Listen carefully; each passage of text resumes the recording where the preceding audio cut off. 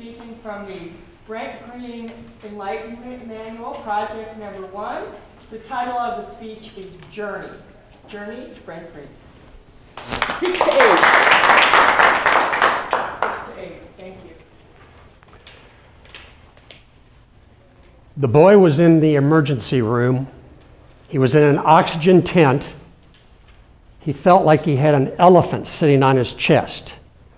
He had had a major asthma attack 2 days before, and he was within moments of dying before they got him to the hospital.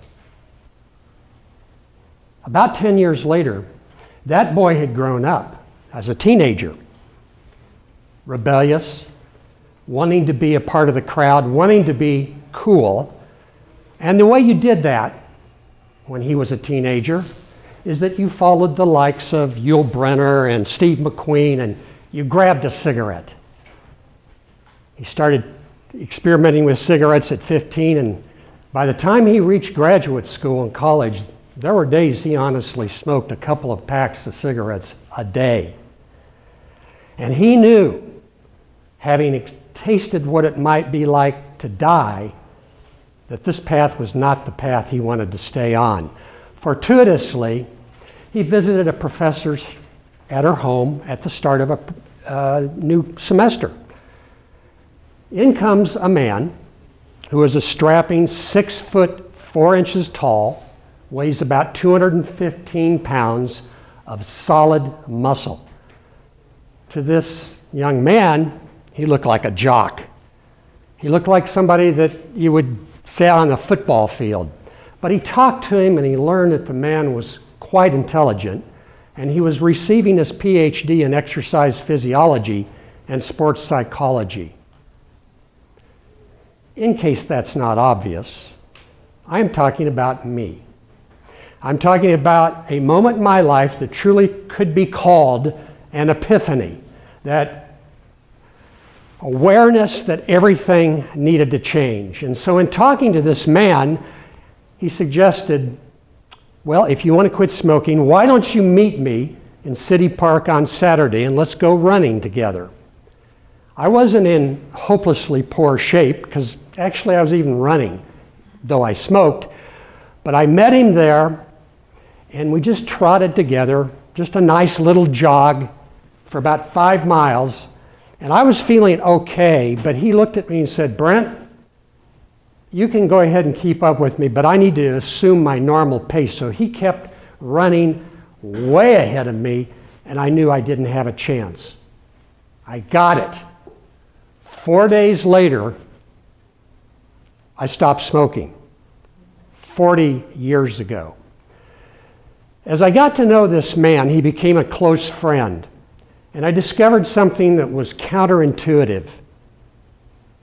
He had cancer at age 8. And his whole life was set up because of that. He lettered in sports, football, and track in high school. He went into the Marines illegally by not disclosing that he was a victim of childhood cancer. He got his PhDs, dual degrees, exercise physiology and sports psychology, and he started the most forward-thinking cardiac rehabilitation organization in the state of Missouri, leading a new profession. But then he also did something that was rather unique. He decided to take on feats, stunts, daredevil activities to demonstrate the power of mind over body and the resilience of the human spirit. So he set goals and did some things that were quite incredible, such as going to the top of the tallest bridge in Kansas City over the Missouri River and jumping untethered 9 stories into 9 feet of water. The media were there, the public was there, people were thinking he was going to commit suicide. No, he entered the water perfectly vertical and survived. Then he tried something else. He swam 5 continuous days from Kansas City, Missouri to St. Louis in the Missouri River, 55-degree temperature in the water, fighting hypothermia the entire way. And he succeeded. And then he decided, well, I've never scaled a mountain, or I've never climbed technically, but I'm going to climb that building.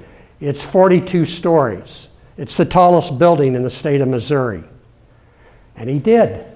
He climbed it to the top, was arrested when he got to the top, but was soon released because it appeared ridiculous to incarcerate a man who had become so well known in the Kansas City and Missouri area. And a lot of people thought he was a whack job, but I understood something that nobody else did. He, like me, knew what it would be like to die as a child. Not just thinking about it, but touching that moment where it was going to be all over. Several years ago, I decided to tell his story. And I wrote this book.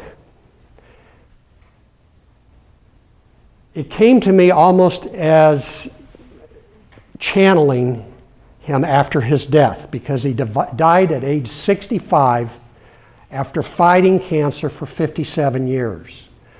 So that is his story of overcoming, his story of the human spirit. But you know what? I haven't published this book. Something told me not to publish it. So right after the first of the year, I set a goal for myself. Maybe the way to tell his story isn't in a book, but it should be like this. And this is a screenplay. It's a 2-hour movie about this man's life. And so I come to this point where I've put maybe a year of my last 5 years into capturing and telling Dr. Mark Crooks' story.